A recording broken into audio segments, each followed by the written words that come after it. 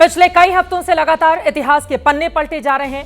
पहले समाजवादी पार्टी के विधायक अबू आजमी ने औरंगजेब का गुणगान किया, उसको लेकर देश भर में विवाद हुआ। फिर संभल के मेले के बहाने इतिहास के पन्नों में सालार मसूद गाजी को भी तलाशा गया और अब मेवाड़ की राजा राणा सांगा तक बात जा पहुंची है, जिनको संसद के भीतर समाजवादी पार्टी के सांसद रामजी लाल सुमन ने गद्दार बताया है। रामजी लाल सुमन के इस बयान के खिलाफ देश के अलग अलग राज्यों में प्रदर्शन हो रहे हैं। राजस्थान से यूपी बिहार तक इस बयान का विरोध किया जा रहा है।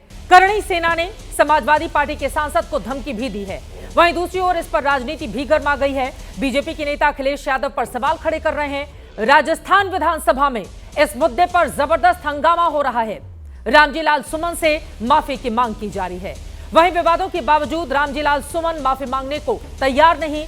उनका कहना है कि उन्होंने जो कुछ कहा वो बाबरनामा के आधार पर ही कहा है। अखिलेश यादव ने भी उनकी निंदा नहीं बल्कि ये कहा कि रामजी लाल सुमन ने इतिहास का एक पन्ना पलटा है। आज महादंगल की बहस इसी मुद्दे पर करने वाले हैं। राणा सांगा पर सियासत के पीछे क्या है? क्या राणा पर निशाने का मकसद औरंगजेब को बचाना है?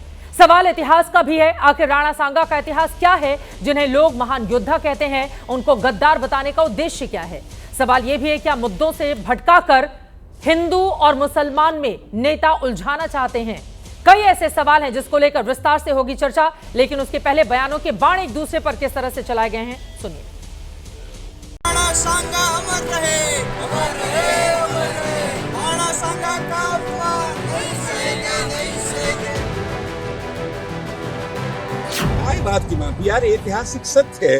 राणा सांगा ने बाबर को बुलाया था इब्राहिम लोदी को पराजित करने के लिए कि बाबर लुटेरा है, ये आएगा लूटपाट करके चला जाएगा और दिल्ली पर राज हम करेंगे।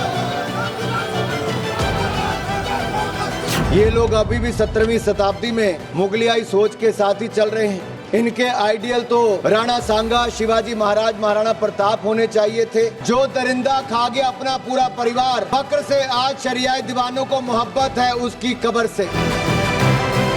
उनको इतिहास का ठीक से अध्ययन करना चाहिए। राणा सांगा बहादुरी के प्रतीक थे।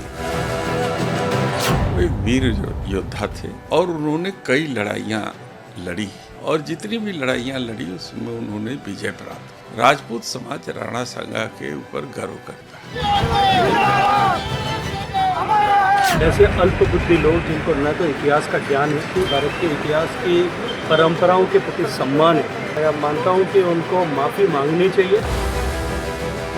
रामजी सुमन जी ने भी इतिहास का कोई पन्ना पलट दिया, जिस पन्ने में अगर इस तरह की भाव लिखा होगा। 200 साल पहले, 100 साल पहले हम लोगों ने तो इतिहास लिखा नहीं। इसलिए भारतीय जनता पार्टी से, हमारी समाजवादी पार्टी की तरफ से निवेदन है कि इतिहास के पन्ने ना पलटें। जीभ काट लीजिए सिर्फ। तेरी उम्र के हिसाब से तेरा जो वक्तव्य है वो घृणित है। सपा इस पे माफी मांगे, अखिलेश यादव माफी मांगे, नहीं अखिलेश से दो हाथ करने को हम तैयार है। कोई दो राय नहीं है कि लोधी वंश को खत्म करने के लिए बाबर को राणा सांगा ही लाए थे। लोगों ने राणा सांगा को ही जयचंद कहना शुरू किया। मेवाड़ वंश कुल कीर्ति कोश जिनके होने से दीपित है, उन राणा सांगा के घावों पर कुछ भुनगे मंडराए हैं। उनसे कह दो वे राजनीति का गुणा भाग घर पर रखें। यह देश ऋणी है महाराणा सांगा के 80 घावों का।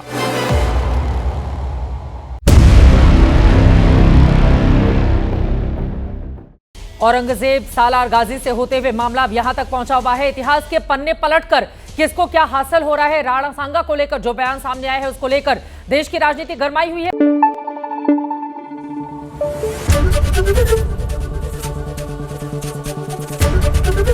एबीपी न्यूज आपको रखे आगे।